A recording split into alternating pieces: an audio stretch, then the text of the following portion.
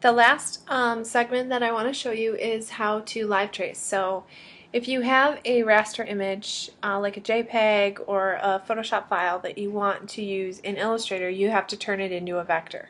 So you're going to go File, Place, grab the file off your desktop or your hard drive, wherever you're saving it. I believe I have a rodent JPEG.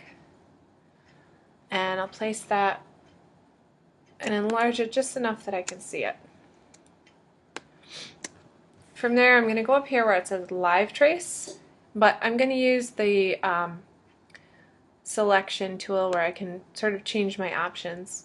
For this specific file, because it's black and white, I'll just use Simple Trace.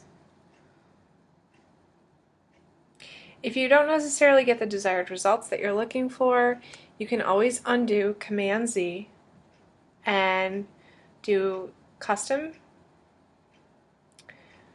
or you can adjust all of your options for the fills yourself, and you can decide whether it's grayscale or color or black and white.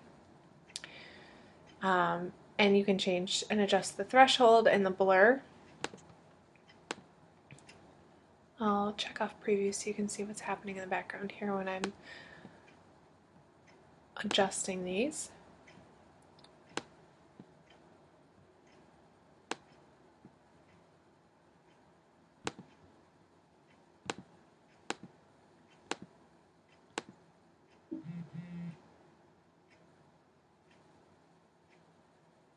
So you notice that that creates almost like a very pixelated image in the background, so I'm going to resample it back down to sort of smooth out those edges of the vector. When you're finished, select Trace, and then you're going to need to expand the file right up here, and you're also going to need to ungroup it because right now all of those pieces are stuck together. The best thing you can do next is to sort of move it out of the way if you do have a lot of other stuff on your artboard, and then you can go in and you can delete away any excess paths that you're not going to need or be using, and you can just select the one file that you'd like to use,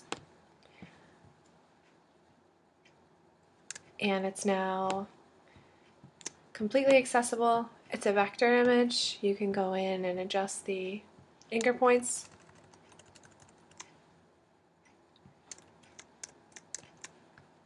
Or you could always fill it with text if you so desire. So that's how to use Live Trace. Again, if you forgot, it's a file place. You're going to grab a JPEG off of your desktop. Go up here to Live Trace, and then don't forget to expand and ungroup. And then you'll be able to use any of those files and adjust them and move them around. So that's how you use Live Trace.